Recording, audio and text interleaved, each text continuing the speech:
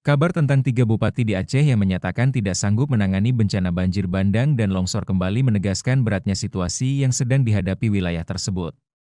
Aceh Timur, Aceh Selatan, dan Aceh Tengah kini berada dalam tekanan paling serius dalam beberapa tahun terakhir. Kerusakan masif, korban jiwa, hingga ribuan warga yang terpaksa meninggalkan rumah, membentuk gambaran krisis yang tidak bisa diatasi hanya dengan kemampuan daerah. Menteri Dalam Negeri Tito Karnavian menilai langkah para kepala daerah itu bukan bentuk menyerah, melainkan pengakuan realistis atas keterbatasan yang sedang terjadi. Ia menegaskan, kondisi di lapangan memang tidak memungkinkan pemerintah kabupaten bekerja sendiri. Akses menuju daerah terdampak, terutama Aceh Tengah, disebut tertutup total. Jalan dari arah utara dan selatan terputus, membuat wilayah itu seolah terisolasi dari dunia luar. Di Aceh Tengah, bencana mencapai titik kritis. Bupati Haili Yoga mengeluarkan surat resmi yang menggambarkan daerahnya dalam kondisi lumpuh. Data sementara mencatat 15 warga meninggal dunia, sementara ribuan keluarga meninggalkan rumah akibat ancaman banjir dan longsor lanjutan. Tidak hanya permukiman penduduk yang terdampak, tetapi juga jaringan jalan, jembatan, dan fasilitas publik yang selama ini menghubungkan satu kecamatan dengan kecamatan lainnya.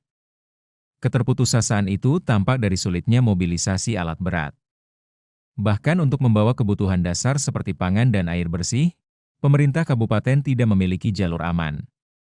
Satu-satunya opsi datang dari pemerintah provinsi dan pusat, yang sejak hari pertama telah mengirim bantuan awal. Namun pengiriman itu pun bukan tanpa hambatan, karena jalan-jalan yang terputus memaksa bantuan didistribusikan melalui rute alternatif yang memakan waktu jauh lebih lama. Situasi ini menciptakan efek berantai, perbaikan infrastruktur tertunda, warga terisolasi, dan distribusi bantuan semakin lambat. Dalam kondisi seperti ini, pemerintah kabupaten memang tidak memiliki banyak pilihan selain meminta dukungan penuh dari tingkat provinsi dan pusat. Tito memastikan, pemerintah pusat tetap turun tangan tanpa memandang kemampuan atau ketidakmampuan pemerintah daerah. Ia mengatakan koordinasi lintas lembaga terus dilakukan untuk memastikan penyelamatan dan penanganan jangka pendek dapat berjalan. Pemerintah juga sedang mengordinasikan dukungan alat berat, evakuasi korban, hingga suplai kebutuhan dasar. Di tengah kesulitan tersebut, seruan Tito agar publik melihat konteks lapangan menjadi penting. Bukan hanya untuk memahami posisi kepala daerah, tetapi juga untuk menyadari betapa rentannya wilayah-wilayah di Aceh terhadap bencana ekologis yang semakin dipicu perubahan iklim. Sementara cuaca diprediksi belum stabil dalam beberapa hari ke depan, fokus pemerintah kini tertuju pada upaya penyelamatan dan pemulihan akses. Sebab selama jalan-jalan yang menghubungkan Aceh Tengah dengan wilayah lain belum dibuka, penanganan bencana tak akan berjalan optimal. Dalam situasi seperti ini, langkah cepat dan kolaborasi antar pemerintahan kembali menjadi kunci untuk mengurangi korban dan mempercepat pemulihan. Kita Bapak ada 23 kabupaten kota di seluruh Aceh.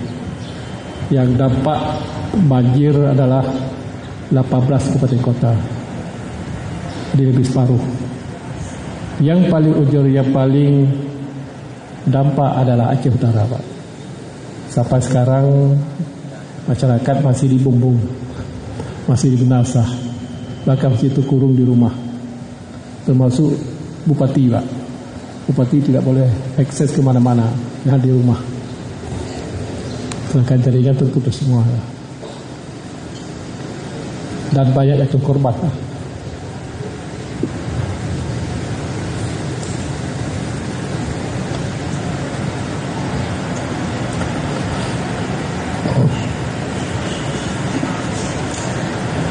Ada beberapa kampung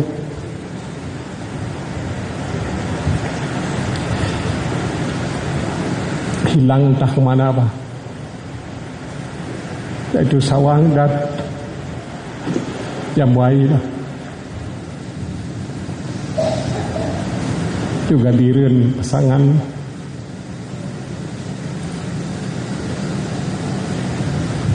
Malam itu 4 kampung juga tahu entah kemana. Jadi Aceh sekarang tsunami kedua, Pak. Jadi Inilah tugas kita.